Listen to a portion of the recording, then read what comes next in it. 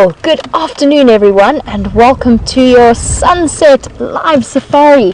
For those of you who don't know, my name is Jamie and I have VM, the wildebeest, on camera with me this afternoon, and we just stopped on top of the dam wall at Djuma just to give you a little bit of a show that despite the smatterings of rain that we've had over the last few weeks, when you have days like this that are blazing hot at 30 degrees Celsius, which is 86 degrees Fahrenheit, then you need a lot more rain than the rain that we've had at the moment. And you could see those catfish struggling around at the bottom of the dam. There's very, very little water left for them. And if you're joining us for the first time, this is a live safari, so everything that you're seeing on your screens is happening right here on Djuma and Arathusa Game Reserves in the Sabi Sands. And if you have any questions or you'd like to share any information with us, you can do that on hashtag Safari Live on Twitter, or you can email through to questions@WildEarthTV.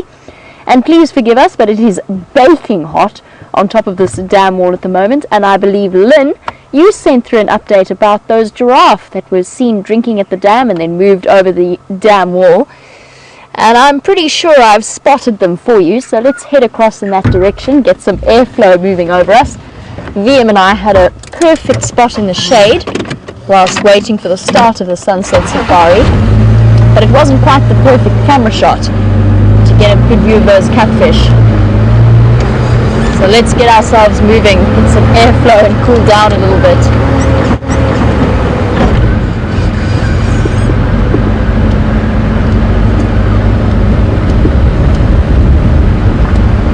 Here we go, there's our giraffe.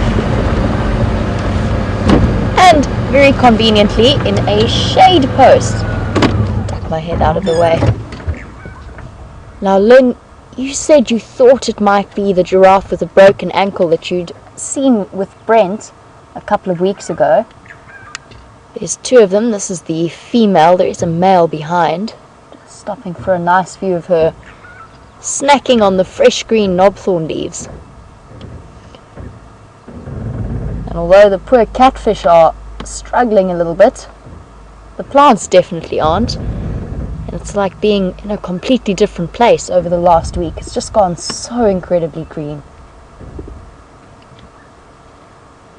There she is, nibbling away.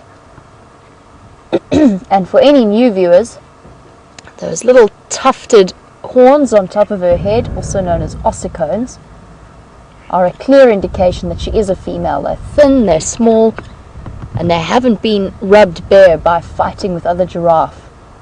That's what tells us it's a female.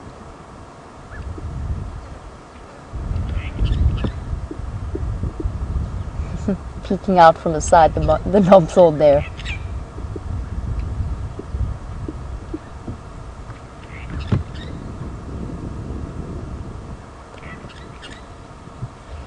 Now, as far as I know, Lynn, the one with the broken ankle was a male, unless I'm getting them confused, but I've definitely seen a male with a broken ankle around. And he is just behind her, but hidden from view at this angle.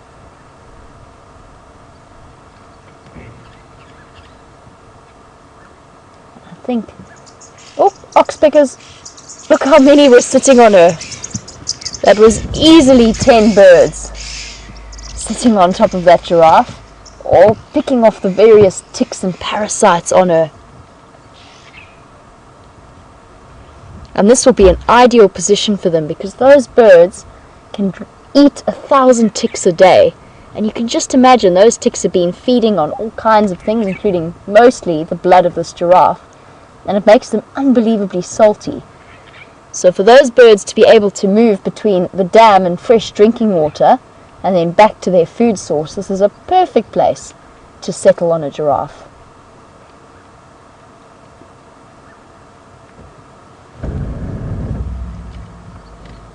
Now, still no sign of those two lionesses that for the last 3 or so days have been moving pretty much consistently between the dam and the buffalo carcass, which is a couple of 100 meters away. I'm going to head across there and see what's happening on that level, and see if they've made their way back or if they've moved off somewhere else, maybe even to go and join the rest of their pride. But before we do that, Let's go see if we can loop around and have a look at that male giraffe.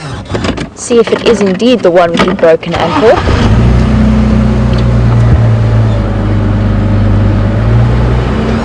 Oh no, it's also a female. My mistake. It was hiding behind the bushes when I first saw it. Let me just double check her. She looks fine as we go through.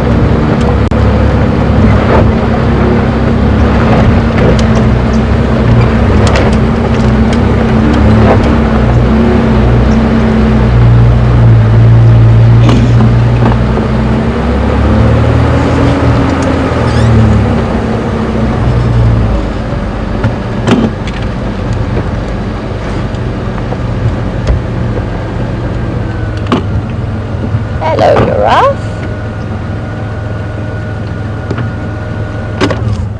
This female looks fine to me as well. At least at sort of face value, she doesn't look to be limping at all. A little bit paler in colouring than the other one we were just looking at. And she's decided, instead of the hooked thorns of the knob thorn, she's going to tackle the hooked and straight thorns of the buffalo thorn. Ah, they both have decided that that's where they want to be. And I was watching out of the corner of my eye as this female moved through. Lynn, she's definitely not limping, and the other one looks to be fine as well. But I don't know if maybe you saw them limping a little bit on the Djuma Dam camera. That could well be. I haven't seen the female on the left move yet. But just a sort of a cursory inspection of her ankles doesn't seem to show any kind of swelling or anything like that.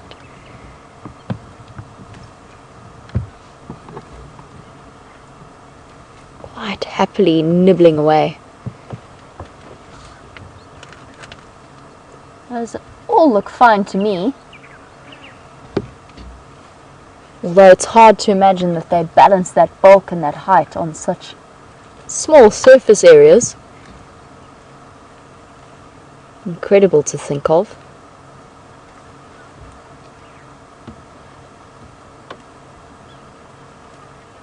But she looks to me to be pretty much in perfect condition.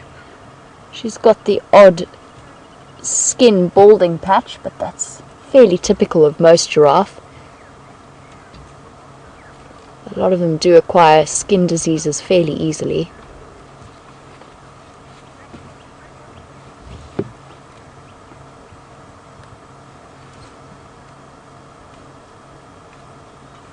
Look how beautiful that coat is. Each giraffe will have a unique pattern of spots. And there's those oxpeckers that we were talking about earlier, moving around her. Look how beautiful that coat is.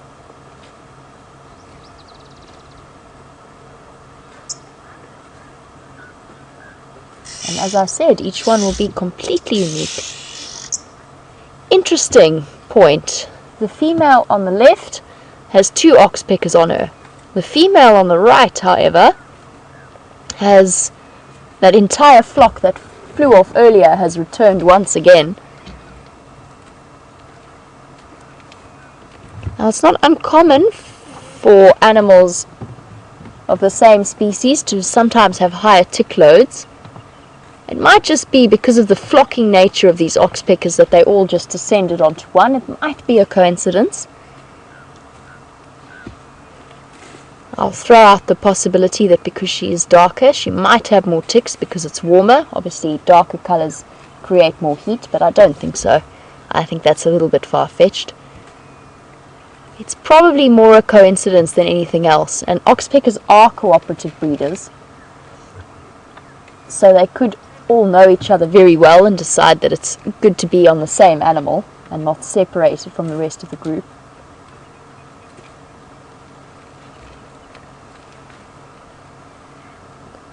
And a lot of them sitting around her shoulders and into her mane. That obviously seems to be a good place to have a look for ticks.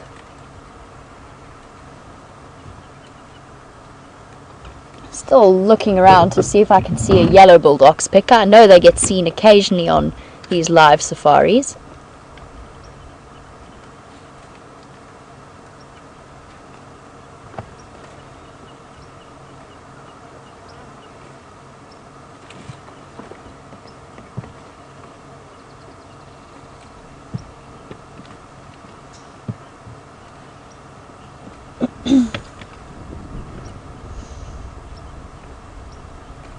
And they look to be such silent, peaceful creatures.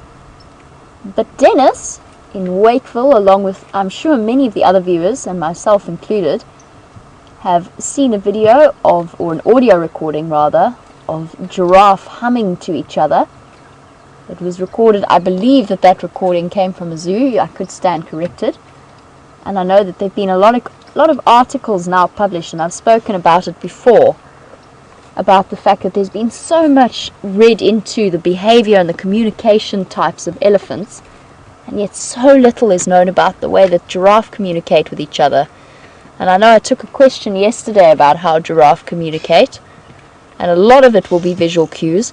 And bear in mind, of course, that giraffe, unlike elephants, although they are social, they're not social to the same extent. They don't have the same social bonds. They're quite happy to sort of move in between herds, head out on their own for a while, and then come back together. But it's still something that I haven't had a chance to fully read into, and I'm very interested, Dennis. I'm sure somebody sent me the video, so I will definitely be having a look.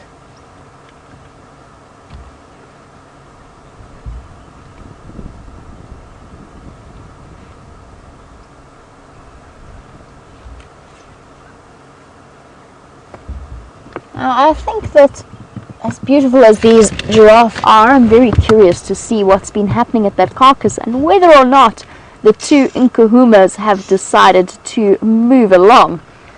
Now, I know that both John and Elaine pointed out that there were elephants at the Djuma Dam camera earlier, and you said that they were moving off. Well, I think that Scott has, if not located that herd, then he's certainly found some elephants to show you. So let's head across to him and come back to you a little bit later.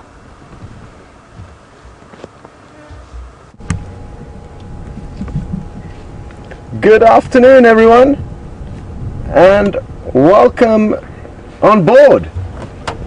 As we got a brief glimpse there's some elephants resting in the shade, and they're not going to go anywhere. We've been sitting with them for about 15 minutes now, and finally you guys have come to join us, which is great news, and we're going to take you in for some closer looks right now. Firstly though, my name is Scott. Sorry, I'm sending Chandra on a bit of a mission here, and have been caught off guard, you could say, for my intro, so I'm doing terribly from the get-go. Anyway, let's just take a look at the elephants, and I've just seen, look at this is interesting, and I've just seen another herd running off further to the left. This is absolutely fascinating. Now, I don't know what could be causing this. And it's possibly that there's a big bull chasing these females, and what I'm gonna do is I'm gonna head up excuse me, in the direction that I saw another portion of a herd of elephants running off in, and try and work out if it is in fact a bull. Now, interestingly, elephants can communicate infrasonically, which means through audio that's not possible for us to hear as humans, and it travels through the ground. And I'm wondering if they didn't pick up some of these infrasonic frequencies of the other elephants in distress and thought, well, let's get out of here. Because as I saw the other herd running off, they too joined in. That was absolutely awesome, and now I can see the culprit, I'm fairly certain, and he's probably going to give us a hard time now. So don't be alarmed if this elephant charges us, but it won't be the first time it's happened, and we'll just see how everything pans out. Let's just stop and take a look at him from here. Why are you giving all the ladies a hard time, mister? Hey? See how he's holding out his tail slightly horizontally there? Well, he did temporarily. That's a sign of elephants that are slightly agitated.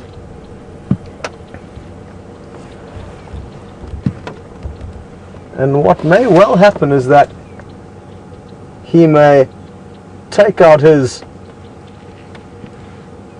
rejection on us from this herd. So the ladies who weren't interested in him went running off wildly, and he was actually running after them. And I think, well, now he seems to be quite relaxed and feeding again. And hasn't paid much heed to us. Wasn't that fascinating? Well, I guess that's the beauty of being on a live safari. You do never know what's going to happen. And I just said moments before, these elephants aren't going to be going anywhere, and then all of a sudden they took off. That's when I looked up and saw some other ellies running as if their life depended on it, but it certainly didn't. They probably just wanted to get away from this bull. I think I can see some more elephants approaching us from the left, so let's see what happens.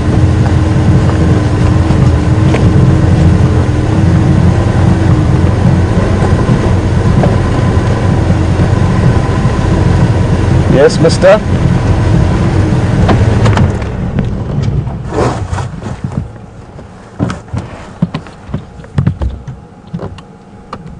Well, you can see he's certainly excited about something.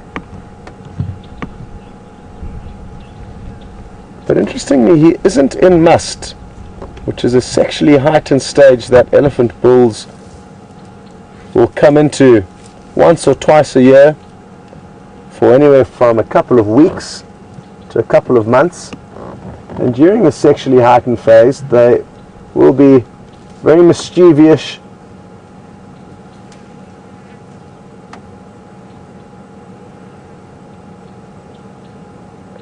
and also obviously sexually heightened, so they'll be running after females wildly. But that's not to say that even when they aren't in must, they can still do the same thing. Look at him sniffing the air. I wonder if he can't smell another female that is arriving into the scene with her calf.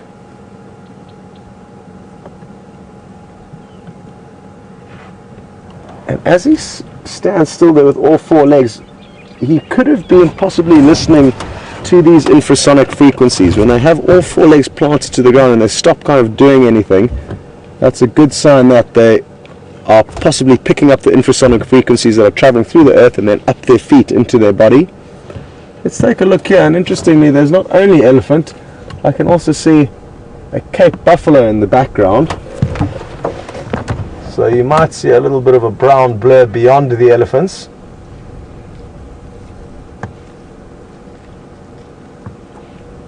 What a magical day it is. It's very hot, and that's why I thought those elephants were going to be happy to stay in the shade for at least a few minutes longer.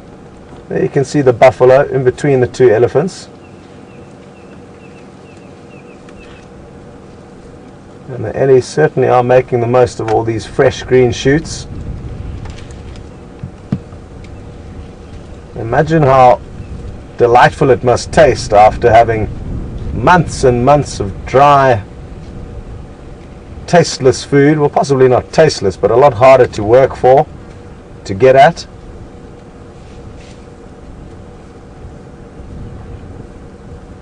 But now it is the season of plenty.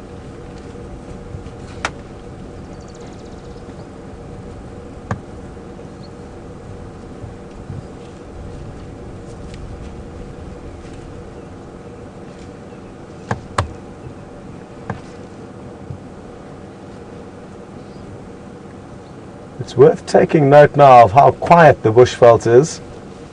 Hardly any birds calling.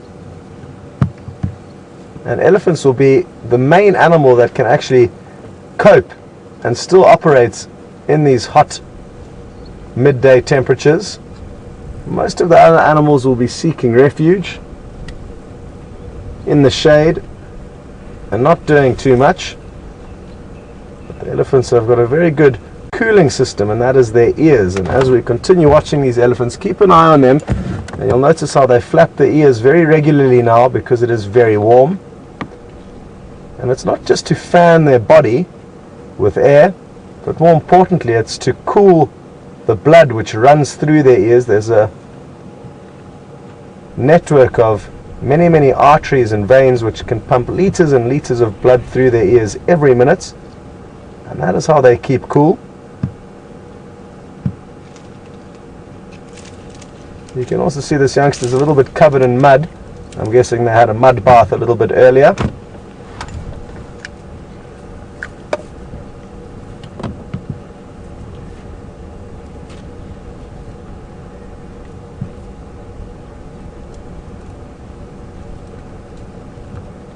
And I mentioned earlier that this elephant bull wasn't in must, and I can tell that he's not in must because I cannot see liquid dripping from his back legs or between his back legs. That's one sure sign, as well as their temporal glands sweating or leaking out fluid. So those are two features that you can look for. Another one is that they actually often drape their trunk over their tusks, over the side of their tusks. But Monique in London would like to know, would it not have been dangerous for us to approach if he was in fact in must? And yes, to a degree, Monique, you've got to be slightly... Okay, we need to send you back to Jamie quickly. We'll be back way here waiting for you. Behind the concrete thingy. Okay. Look at the leguan that we've just found, also known as a monitor lizard. I was just saying to Wildebeest that I think I saw him. Oh, I can see him. Okay, well that's the first time since VM drew my attention to him that I've seen him. It is a rock monitor, just looking at the stripes coming down his body. Trying to creep away. Very cool. I don't know how on earth VM spotted that, but excellent work. How slowly he's trying to move. I'm going to see if I can sneak forward. I think forward might be the way to go here. Here he goes. Here we can see his body moving through. Oh, he's definitely not moving slowly because he's cold. Aren't they beautiful creatures? And the rock monitors are very much more colourful than the water monitors. Bear with me a moment. I'm going to try and scoot forward.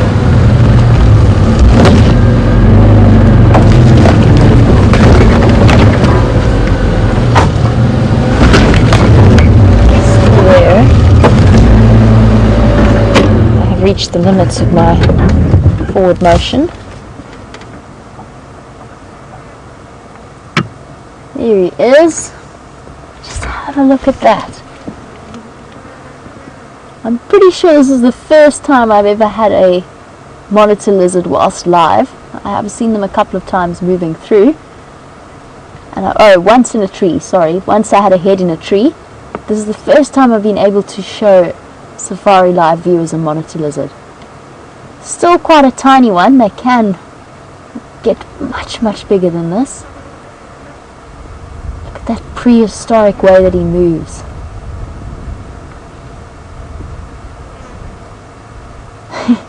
And I think he's trying to keep his movements slow so as not to attract our attention. I don't know that he's realized we've seen him. They can move incredibly fast when they want to, lightning fast. Ducking over the edge.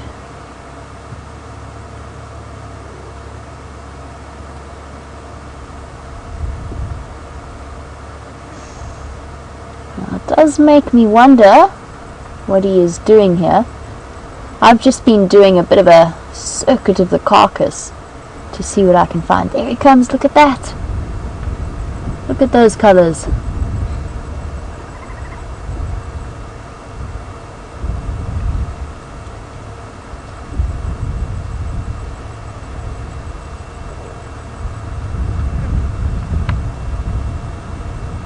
Really awesome little creatures. We get two species of monitor lizard in South Africa. One is a water monitor, and then one is a rock monitor like the one that Wildebeest just spotted now. And the rock monitor has a bit more in the way of colour variation, a bit more vibrant, a bit more bright, lots of those sort of contrasting bright and dark patches and the stripes along his head. Really, really interesting little animals. And I remember going off with my grandfather as a child, and we used to go and canoe down one of the lagoons that led down to the sea, and we'd go and try and see if we could spot all of the water monitors along the edge, and we sort of sat for ages watching them, and they get so used to you and quite happy to move around you when you've been watching them for a couple of days at a time. Amazing creatures. And something that I read about them that's really interesting, and I'm sure it's been mentioned to some of the more regular viewers, but for new viewers, we get these amazing termite mounds, and the termite mounds have a way of maintaining their internal temperature to an incredible degree. They keep it at a perfectly constant, it depends, it's either 32 to 36 degrees depending on who you speak to or which book you read. But the Legavans have learnt this, and they utilize it. So when the season comes, they go and they dig their holes and they lay their eggs, they cover them back over, and the termites actually build back over, and it creates that perfect little incubation center for them. Really, really awesome things. And then a year later you get those hatchlings popping out because they've been incubated at the perfect temperature for them. Now that was a nice little show, and I still want to go and investigate what is happening with the carcass. So in the meantime, let's head back across to Scott and see what he's doing with his ellies, and I will catch up with you a little bit later.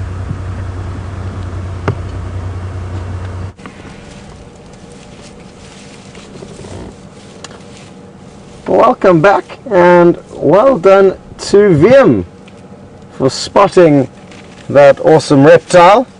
And I told Jamie I had a lot of interesting facts about them for you, so that's great news. Back to Monique in London's question about elephant bulls and must. They certainly can be more dangerous than regular elephant bulls, but in the same breath, a lot of the time I've seen elephant bulls that are completely relaxed with us, and thankfully we are not female elephants and therefore don't really arouse them, and they don't want to do anything with us. So even though they may be worked up and in a heightened state with a lot of testosterone pumping through their blood, they can sometimes take that out on us, but it's usually the female elephants that they're after.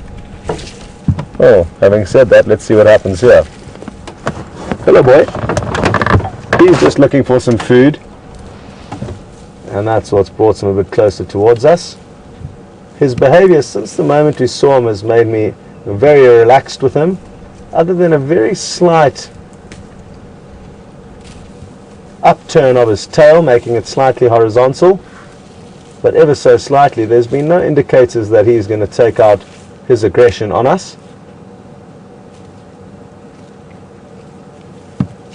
But he certainly did do something to aggravate the ladies and their babies, because they were charging off in the wrong direction. But having said that, there were quite a few feeding around this general area now, and it's sadly just very thick, so you're not going to be able to get in there and show them to you.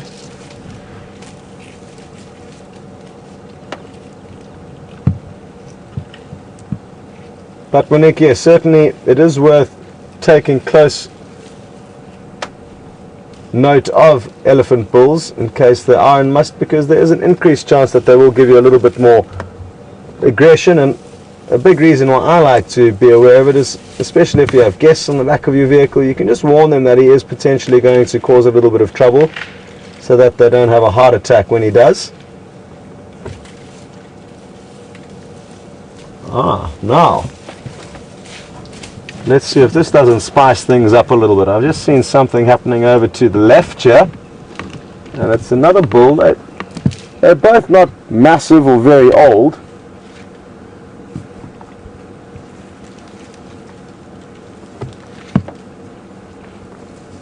but the two of them might rile one another up.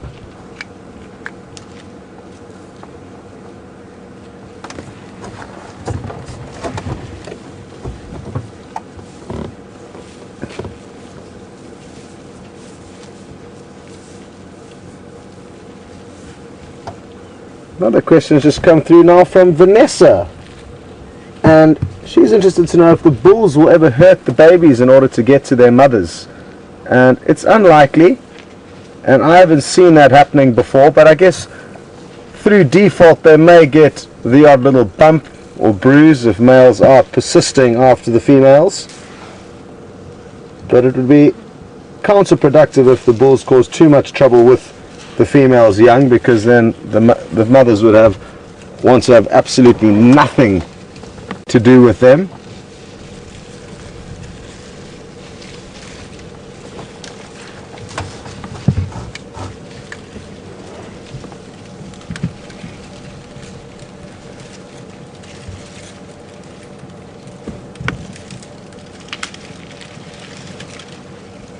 Wasn't that cool?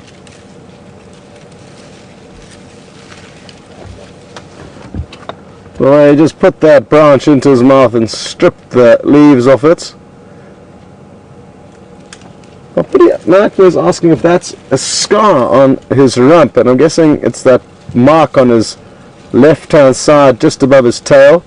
And no, it just looks like a mud patch or a slightly different coloration due to mud bathing, where I think some mud's actually rubbed off. So if that was the right little line across his left rump, it's not a scar that I can see, but well spotted, pretty nightmare. And it is really wonderful when you do send through these little observations, because so often you guys pick up on things that we don't. Just going to reposition again and see if I can't get a slightly better view. Just not sure where to go, what to do. I'm looking around just to make sure there's no other ellies making their way towards us, which there are. There's just two though that I can see.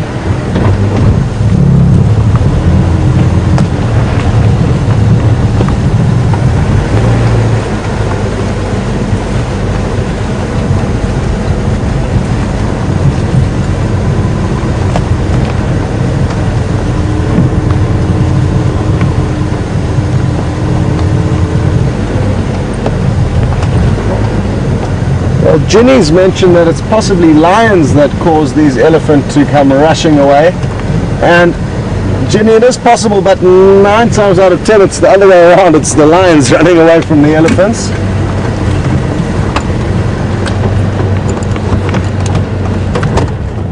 So I don't think that is the case. And another update through from Connie saying that Cheetah Plains had or at least 4 of the Birmingham males around Djuma Dam on Cheetah Plains. That's sadly quite a way off from us, even though the name can be deceiving. Djuma Dam is not on Djuma property, but I think many years ago Djuma's property was far larger before it got sold off to other areas, which have now been renamed. But thank you very much for that update. Sadly though, it's of no real significance to us today because it is far, far away. Wow, lots of ellies this afternoon. Great start, and it's wonderful how they come and go. I was actually hoping to get to the opposite waterhole to see if we could find any elephants there, but we only got about halfway before we bumped into these guys.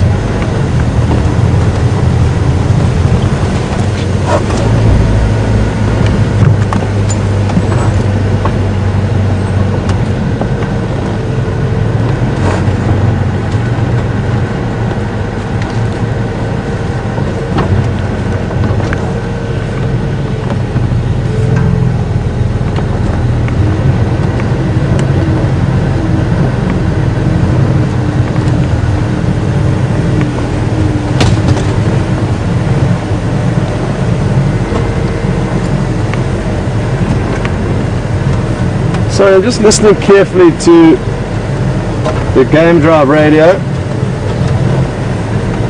as I thought I heard an interesting update, but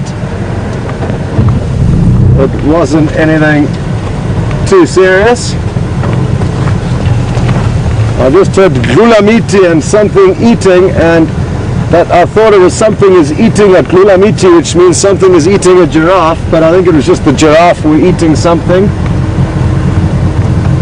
To be honest, half the time the Game Drive channel is like a language of its own.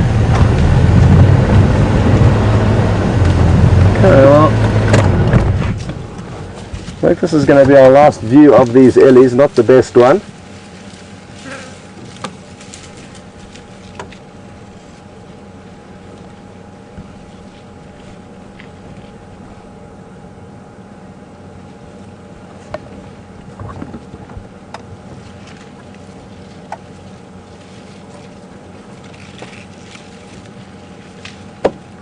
And as they disappear off into the undergrowth, I can answer one more question from Cecilia, who's interested to know if the elephant's wrinkles will become less prominent as they get more food to feed on. And no, not particularly, Cecilia. They are just very wrinkly animals. So we're not going to notice a massive change over the summer months, or at least I haven't noticed one in the past. So feel free to let us know if you do notice any changes, but I doubt anything serious is going to change. What is going to change though is your guys' scenery. It's about to go from a beautiful serene elephant sighting to something quite gory, and Jamie has returned to the smelly buffalo carcass, which is probably 5 or 6 days old now. It's covered in maggots, so if you've got a plate of food in front of you, or you're a little bit squirmish, I would suggest either closing your eyes or thinking of something else to do for the next couple of minutes. On the same bet though, it is really, really interesting. It is a whole world of life going on in there. It's a hive of activity, and there are possibly millions of maggots doing their job. So it's interesting, but not the prettiest of scenes. You can let me know what you think when you jump back on with us a little bit later. Hopefully we'll be at Buffelshoek Dam to wash you guys off by the time you get back.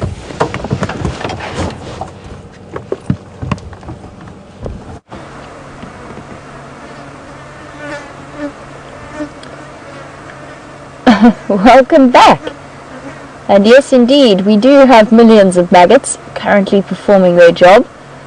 It is very gross to see, but it's part of nature, and it is so vital in getting rid of these carcasses as quickly as possible so that you don't get any diseases spreading around them.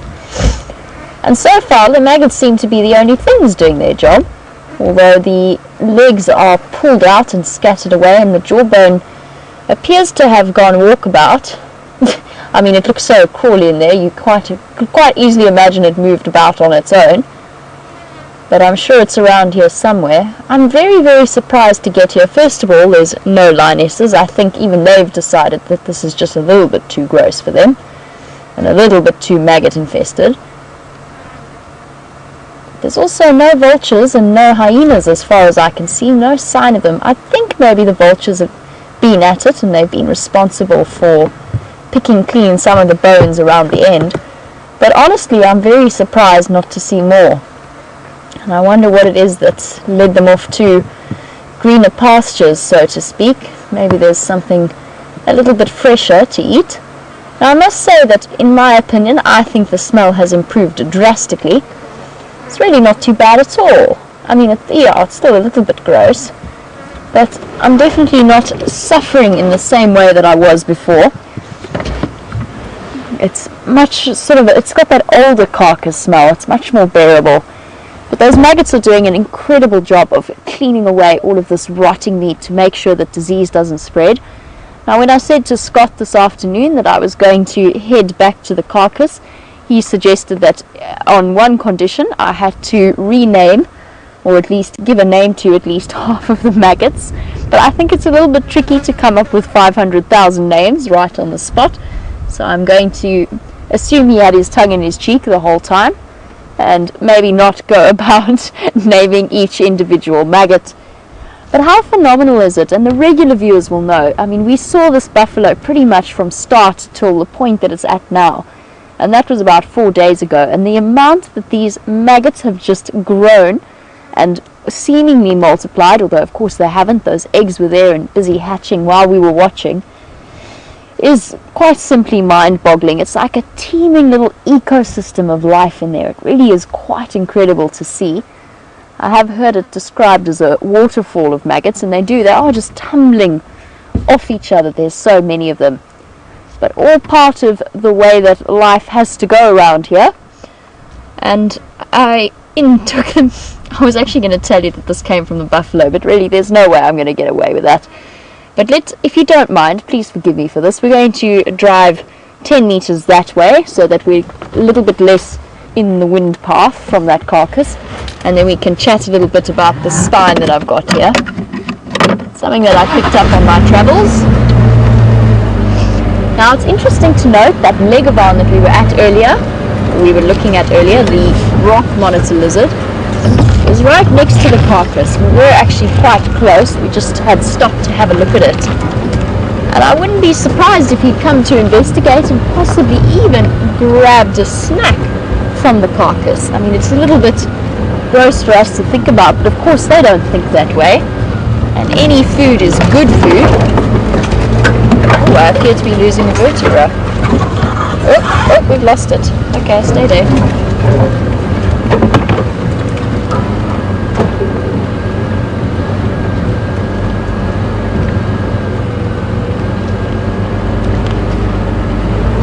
Just while we are vacating the premises of the rather smelly carcass, Joe, we were talking a little bit about that leguan or the rock monitor, and Joe, who comes all the way from Wales, would like to know if those rock monitors are possible prey for other animals, and yes, they absolutely are. Anything from bigger rock monitors to birds of prey such as secretary birds or one of the big raptors could easily take them down. And of course they're at their most vulnerable when they've just hatched and they're tiny, tiny little creatures. And then it becomes a lot more, the world is a very risky place. And I'm not sure what the infant mortality is, but I'm assuming it's really, really quite high. I think we're sort of safely out of the worst of the wind. So I'm going to stop here for now and we can have a look at this incredible vertebral column and spine that we picked up. So regular viewers will know that the site of the buffalo carcass also contained the older and more bleached bones of a waterbuck kill. I'm not sure who killed the waterbuck. It might have been lions, I'm not too sure. Definitely happened long before my time at Wild Earth, as far as I know. But the awesome thing is this entire vertebral column is still completely attached together, right up until the axis joint over here and all the way down. I'm assuming it belongs to the waterbuck. There is a waterbuck skull there. Now it has, with age, become very stiff, so unfortunately I can't manipulate it in the way that it would have. But how fascinating is this whole structure? I'm almost tempted to take it home and have a proper look at it. But the way that everything links together, it's one of my favorite things to look at. I mean, just look at these perfectly aligned joints. And where they slide away. Nikki, who's sitting in the director's chair at FC this afternoon, has begged me to please do, so that we can have a look at it. But really quite amazing. Perfectly formed joints, along with all of those muscle attachment points. It's been a little bit chewed by most likely hyena. You can even see bits of bone marrow. And if I turn it this way around, it's sort of dried in this curved shape. But it really is so cool. We can see just the last little bits of connective tissue that haven't rotted away. And that's how incredibly strong they are. Look at all of those perfect ridges and little tiny holes for all the nerve pathways that branch off. And you know all those reflex arcs that you read about, where a stimulus from somewhere on your body doesn't have to pass through the brain. It can go straight through the spinal cord and then back to the muscles that control movement. This is where they all take place, all of these little reflex arc holes. And if I just turn it ever so slightly here, you can see the rings of the vertebra as well. Awesome, awesome stuff to see. And one day soon, that is what's going to become of our buffalo.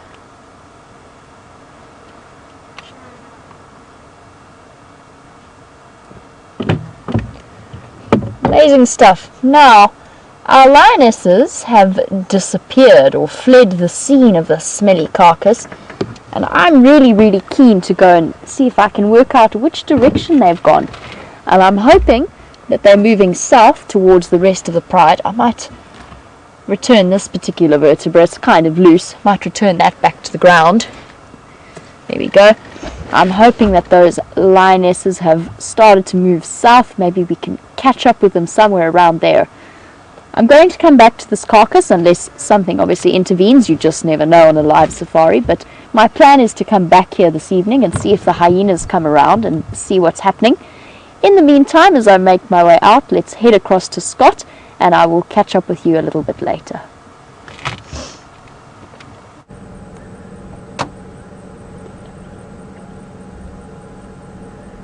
Well, can you believe how lucky that timing was? As soon as we got the update that Jamie was showing you the vertebra of a waterbuck, we stumbled upon some. And you can see that when they are not just a skeleton, they've got a very shaggy coat as well as very prominent white rings on their bottom. Some say it's a target for lions, but I tend to disagree. That's more of a joke than anything else.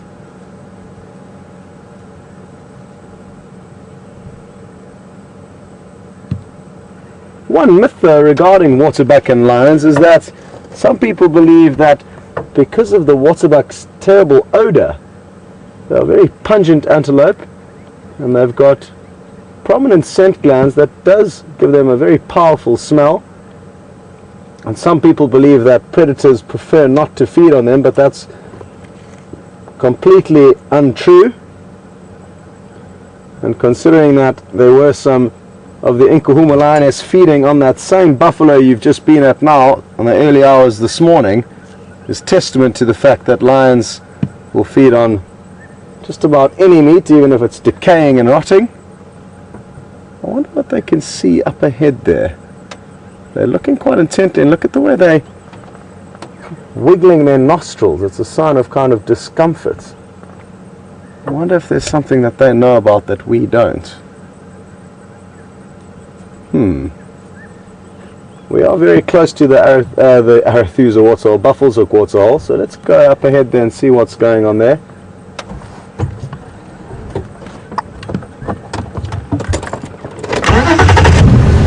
I'm just going to creep forward a few meters and see what exactly they're looking at. It looks like it's at the waterhole, so possibly some other waterbuck or other animals are coming down to drink.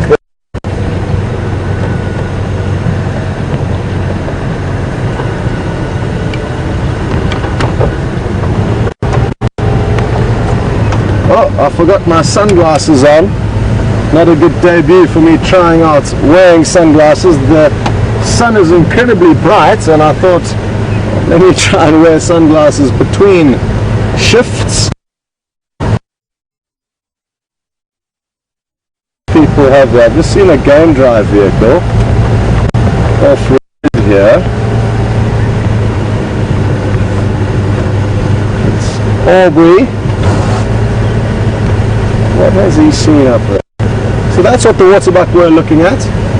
I just need to wait for a little gap on the radio to see if I can find out what Aubrey has found.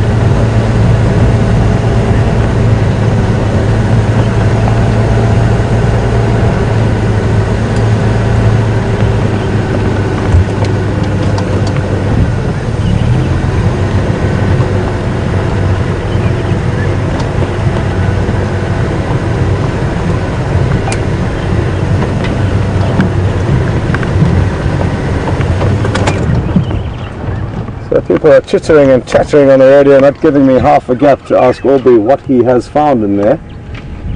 I'm hoping it's a leopard. And now the next person's taken the half gap on the radio wave, so I still can't get my chance to ask Aubrey what's going on. But we'll get a moment eventually.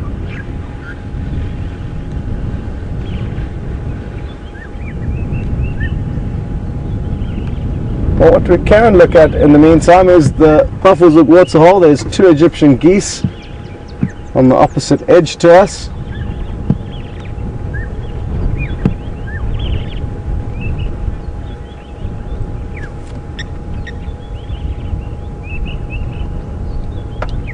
Aubrey, what you got in there? So I haven't copied any updates.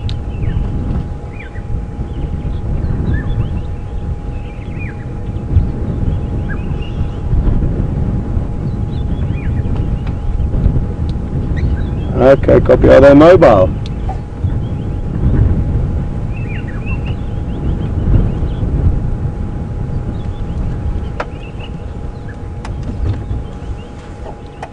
Okay, copy, thanks. I'll come and join you now. I'm just on the damn wall.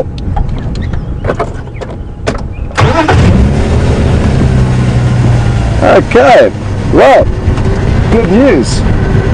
Aubrey has found something of interest, so we're just gonna make our way down there.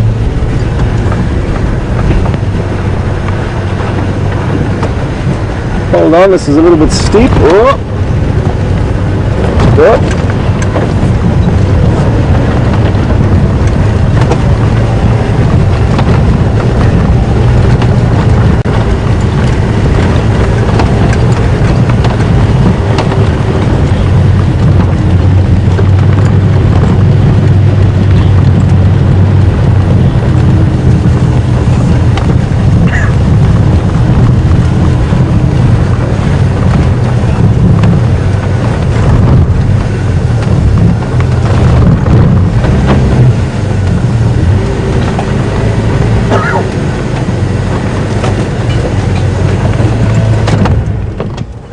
Okay. Surprise, surprise.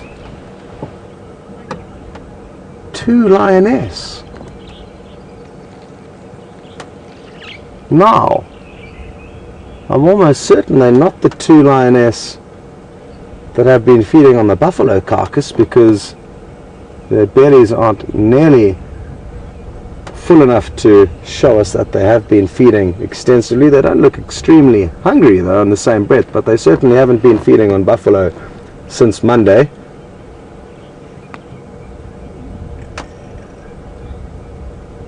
And the fact that Aubrey did see 2 lioness at that buffalo carcass this morning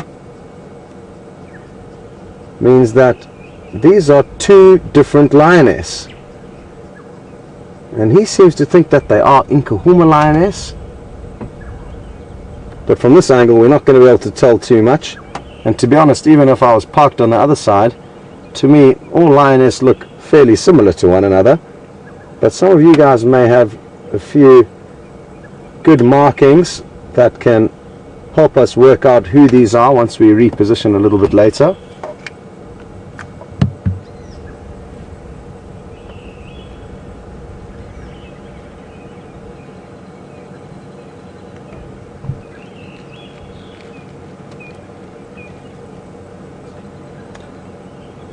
I think in this heat it's going to be a long wait till we see any action from them, but what we will do is try and find another way around and get you guys a better view from the front angle.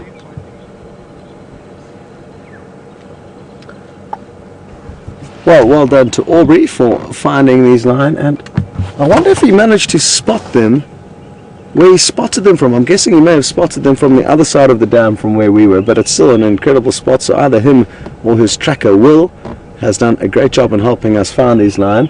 And aren't we so lucky to be traversing these areas with such experienced and knowledgeable guides and trackers who help us so often to find the animals that we get to show you guys. I think we're going to try and reposition now. It's going to take a little while to get around there.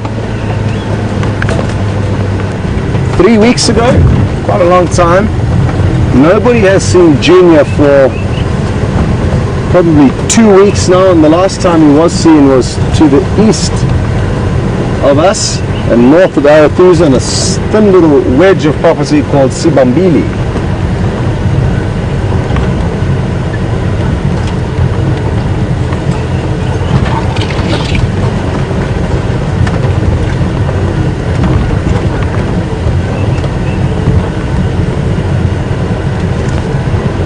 And Safari Hayes has asked a great question. She'd like to know how far away are we from the buffalo carcass. And I'd say about 1 mile as the crow flies, so not far at all. And wouldn't it be wonderful if we get to see these lions reunite with the other 2 lionesses a little bit later? Unless of course we're wrong and this is them, but they look far too clean to be, and also not full-bellied enough to be the lioness that we have seen feeding on. Well done, Orbs. Well done, William. Did you spot them from that side? Well done. At that torchwood. Well, that's incredible how far they spotted them from. You can't really see too clearly from here, but a little bit later I'll try and point out exactly where they spotted them from. I don't think I would have. Now that we see this side of their bellies and this front view, they are actually quite full-bellied, so it could be the same 2 lionesses. They've done a lot of grooming probably between now and then, but I'm not entirely sure. Nikki in the final control room seems to think it is the same 2 lionesses that were on the buffalo. But I didn't see those 2 on it and didn't get really close views on them, although I did see them yesterday morning. But like I said earlier, to me they all look very similar.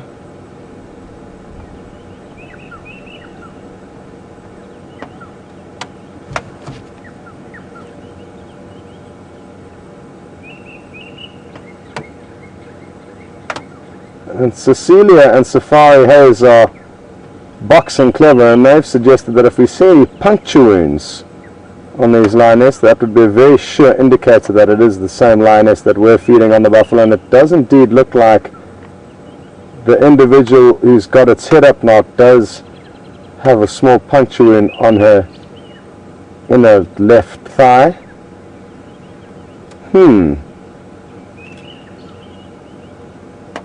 So maybe after Aubrey saw them feeding on the carcass this morning, they came to Buffelshoek Dam for a drink as opposed to going back to the Vuyatela Dam.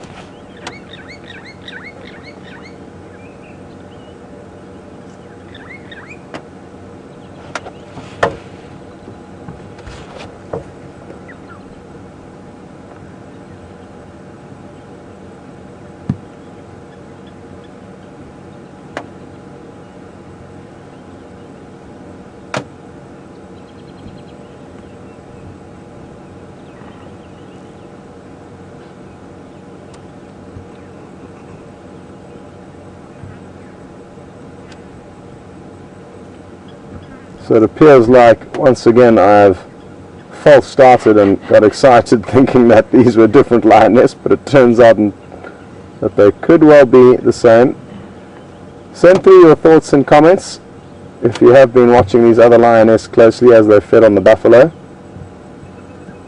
And if you would like to send through your thoughts and comments, you can do it very easily using the hashtag SafariLive on Twitter, or sending an email through to questions@wildearth.tv.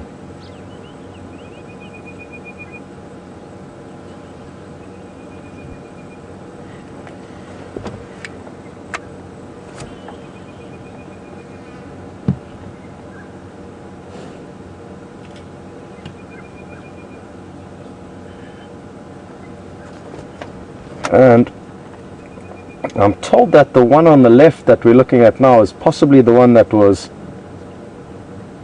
seducing the Birmingham coalition and was seen mating with them, or at least they were attempting to mate with her, not very effectively.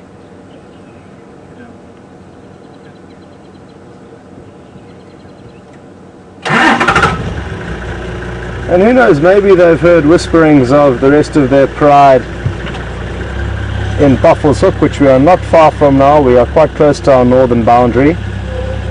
Maybe they decided to leave that buffalo for a couple of reasons, mainly that it is beginning to decay to too much of a degree for them to feed on, and also maybe that they would like to try and reunite with the rest of their pride.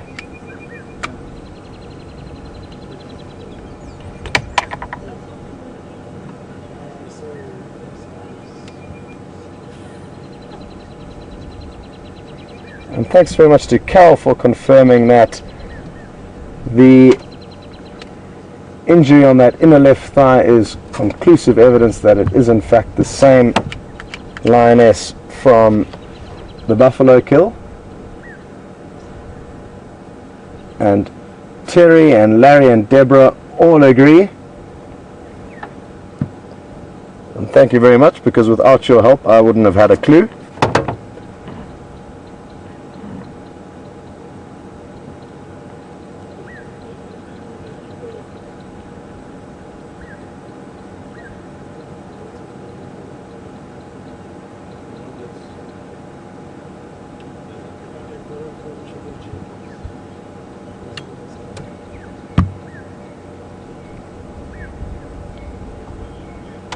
Well, the fact that these lionesses have left that buffalo carcass, coupled with the fact that the vultures don't seem to have capitalized on that easy meal, means that hopefully tonight we will finally get to see some hyena action if they decide to brave up and get a little bit closer into that kill.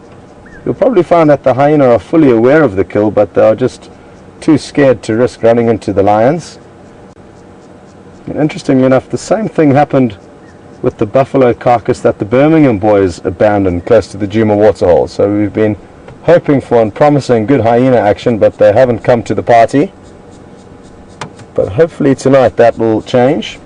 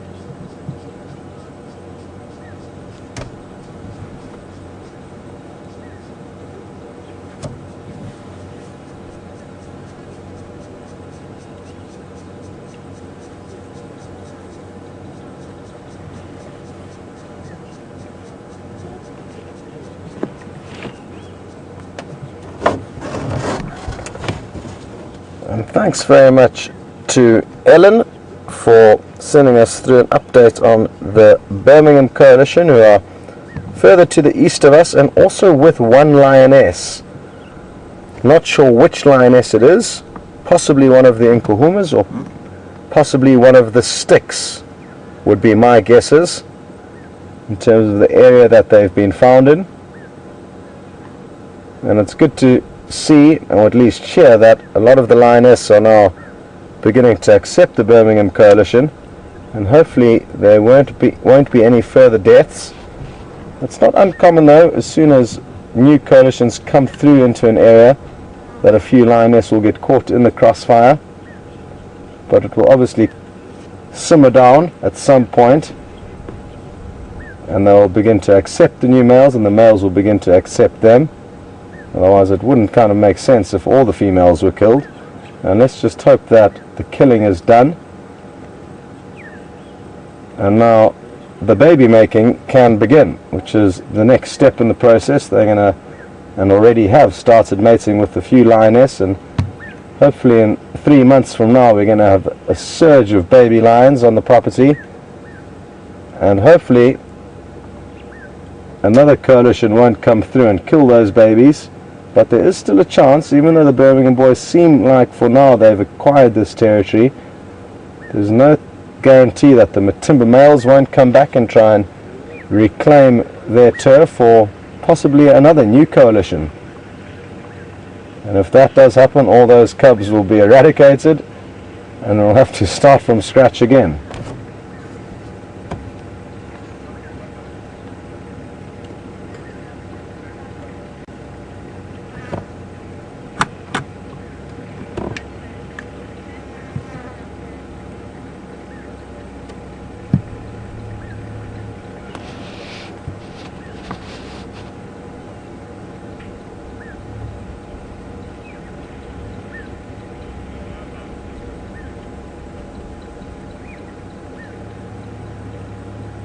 Now, as we watch both of them breathing,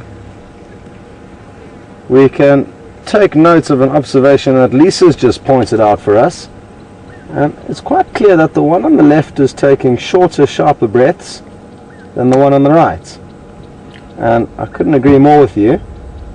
Now, reasons for that could be that the one on the left is slightly more in the sun, and therefore is a little bit warmer and therefore panting more intensely, or that it's actually just got more food in its belly and therefore cannot take as deeper breaths, as there's too much buffalo pushing up against the diaphragm in her stomach. So, or possibly a combination of those two things.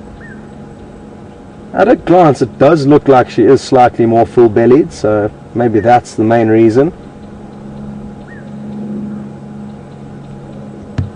But she certainly is also not in as a shady spot as the other one. But well spotted, Lisa, and thanks for pointing that out.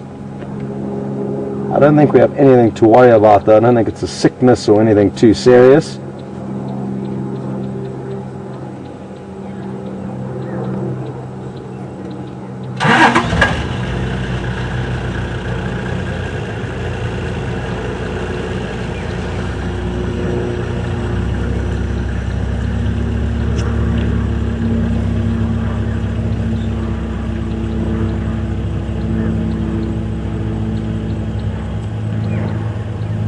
Now, even though these two lionesses are fast asleep, full-bellied, and don't look like they're going to be doing much anytime soon, there's quite a good chance that if anything stumbles upon them coming down for a drink, that they're going to get their act together and we could see some action. There's obviously no guarantees, but it is important to remember that even though nothing's happening right now, that's not to say things couldn't change very, very quickly.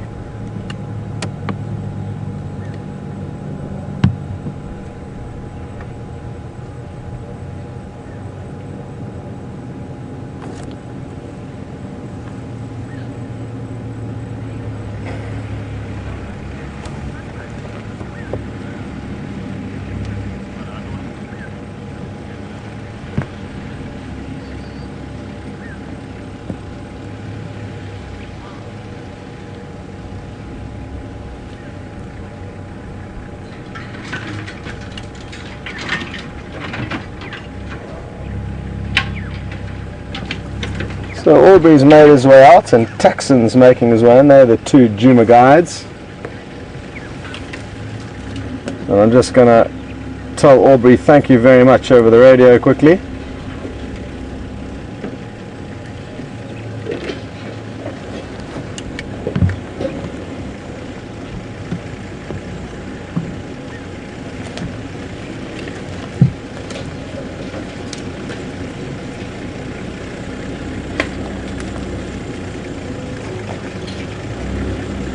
Okay, well the good news is Jamie has found you some other animals that she would like to show you. And don't worry, we're not going to be going anywhere. We'll be waiting right here when you get back. And enjoy what she has in store.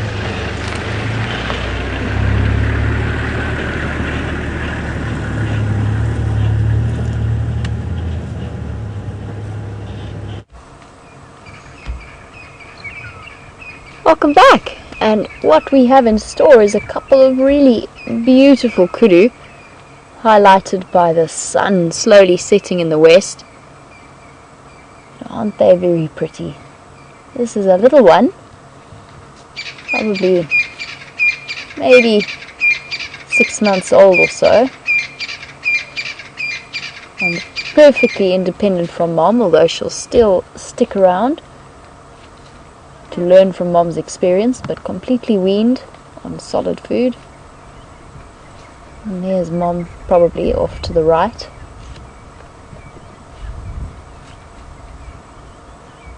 Very, very pretty, highlighted in the green.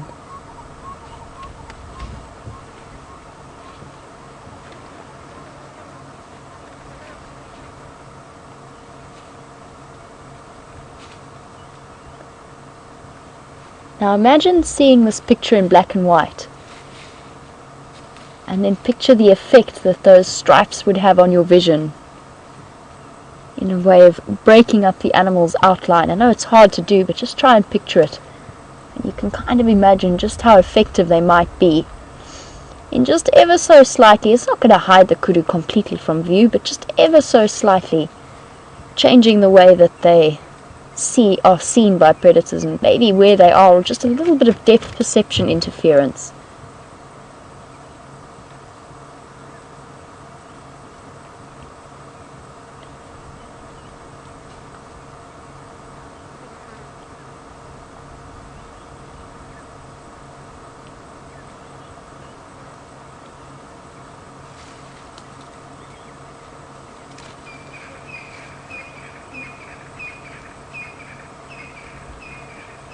A really beautiful image. And as I've mentioned before, they must be really loving life at the moment to have such a nice change and variation in their diet. Now, Scott and I have shown a perfect example of accidental teamwork. I was setting off to find the lionesses and he promptly found them to the north of Buffelshoek Dam. Very entertaining. And so I've had to change well, not really had to, but I've changed my plan slightly. I'm checking around Gallagher's shortcut for Miss Karula to see if she's hiding out in one of the drainage lines. So far, no sign of her, but I did pick up a very, very pretty beetle to show you. Hoping it's going to stick around. It's got such stunning colours. It's very difficult. I'm not sure how well you can see it. It's completely fluorescent in the light. It's got that beautiful shimmer that, sorry buddy, that Cape glossy starlings have. There we go. Nope, stay there. And he decided to fly into my face earlier.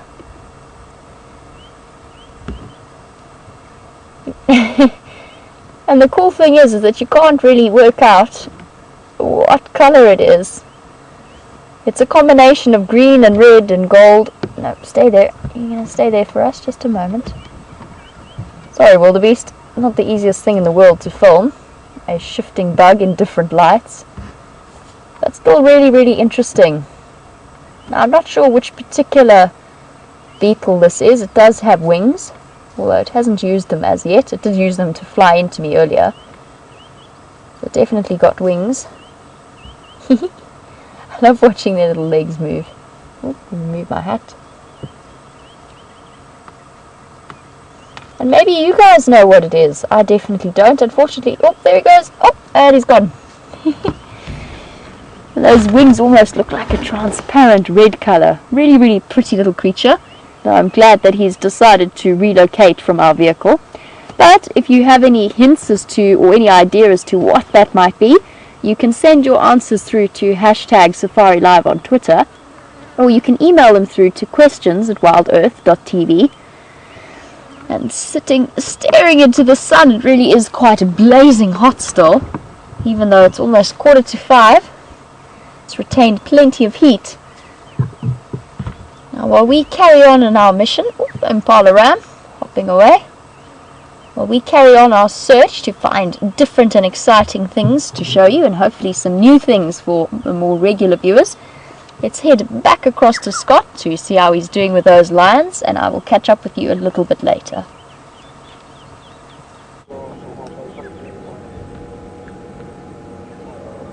Welcome back everyone, and as you can see, nothing's changed here, and I'm guessing not much will change for at least the next hour or so.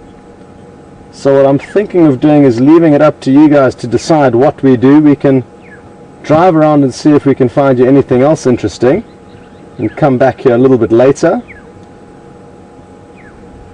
Or you can get Jandre and I to stay here, baking in the sun, watching the sleepy lion.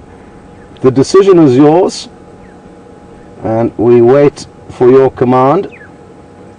Please send through your votes as quickly as possible to hashtag Safari Live on Twitter, or an email through to questions@wildearth.tv, and we can then take you elsewhere if that's what the consensus is, or hang around. Like I said earlier, there is a very small chance that something could stumble upon them and we could see some action. But if I felt strongly about that, I certainly wouldn't want to leave. So I think it might be in our best interest to come a little bit later. But that's just my opinion. Use it or don't use it.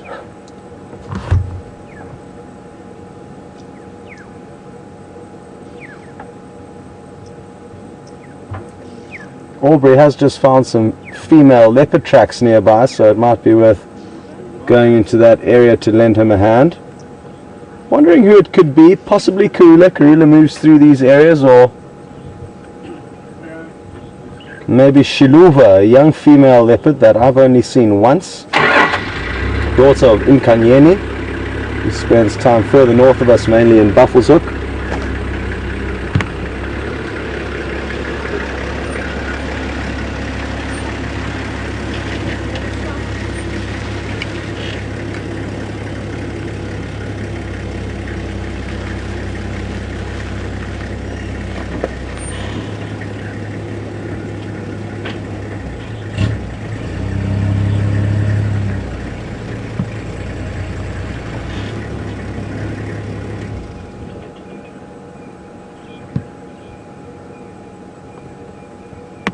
Well, hello Isabella in Ohio, and very happy to hear that you are watching the afternoon safari.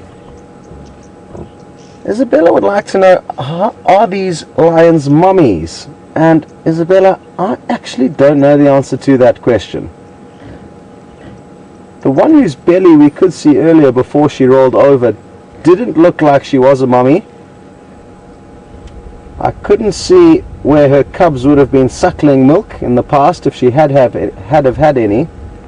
So I'm guessing she might be becoming a mommy for the first time in the next few months, because she was the one that was seen mating with the Birmingham boys. So maybe she'll have some babies soon and she'll become a mommy for the first time. And wouldn't that be nice to see some more baby lions again? The other lion, Isabella, what I'm going to do is I'm going to drive the vehicle around for you right now, and we can see if we can have a closer look at her stomach and see if she maybe has had babies before. But I hope you're having a good time, Isabella. And it's so wonderful that people of all ages get to join in on this safari. For those of you who don't know Isabella, she's only 4 years old.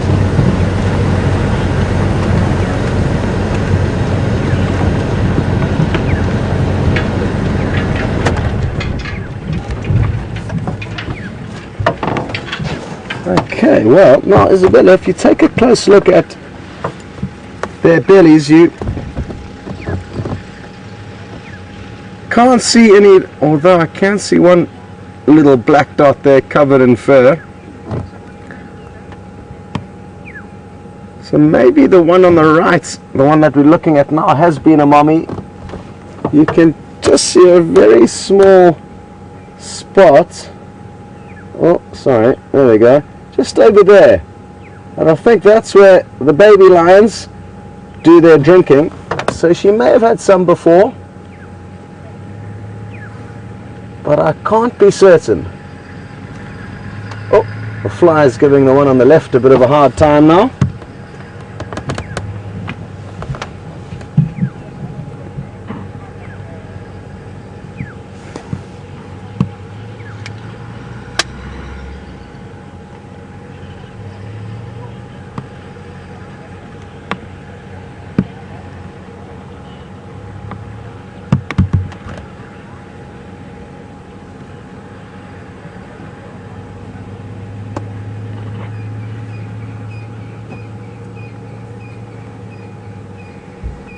earlier on I mentioned that the Birmingham Coalition seem to have secured this area as their territory for now, but possibly other males may come through.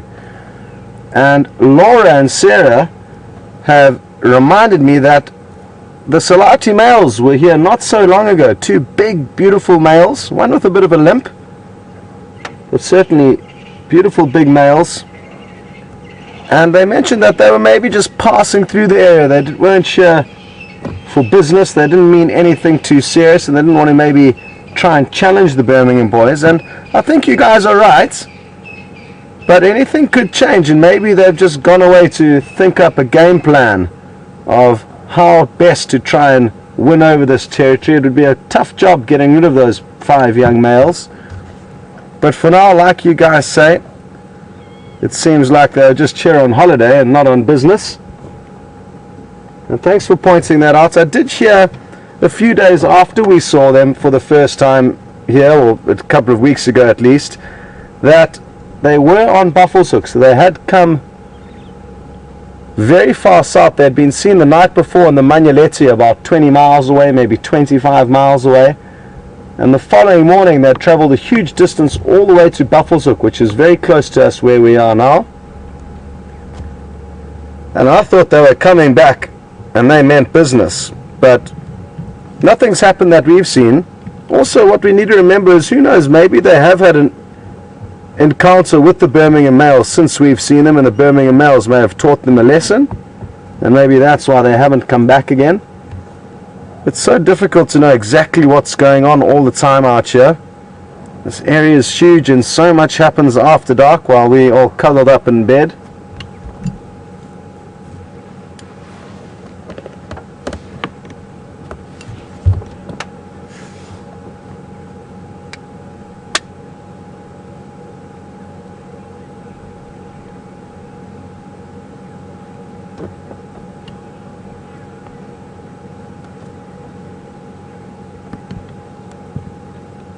Now, lions are good at doing one thing, and that is sleeping, especially when they're full-bellied. And Monique in London would like to know just how many hours exactly a day will lions actually sleep for. And anywhere from 16 to 20 hours a day. So quite a lot of sleep time, no different to domestic cats and dogs. They all spend a lot of time sleeping. So nothing we can do about that really, and we just have to put on our patient pants and wait for some action to unfold a little bit later. They are very, very profound sleepers though. They can do it better than most animals, even in the heat of the day, full of buffalo.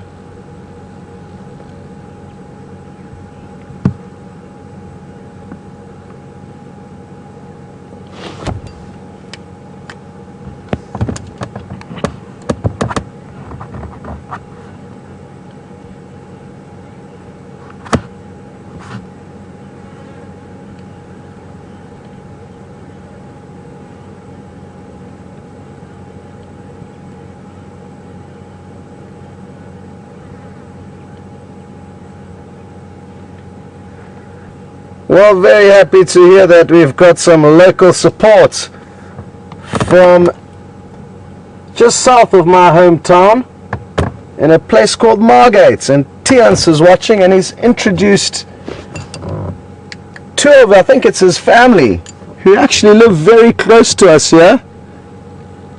And they're loving the show as well, so happy to have you guys on board, and maybe you guys can come and visit us.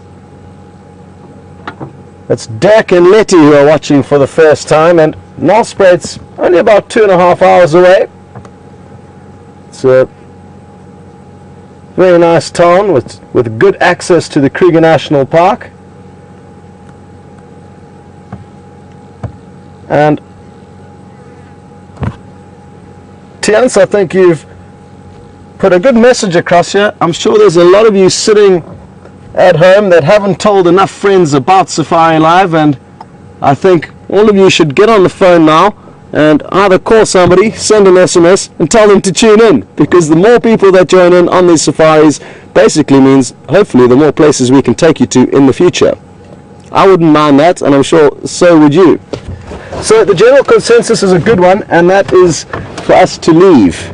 So thank you for giving us permission to move on, because I was getting a little bit bored here, to be honest. And oh, maybe we're going to be stuck here for a little bit longer. The car didn't start. Let's see if it starts this time. Woo! Lucky.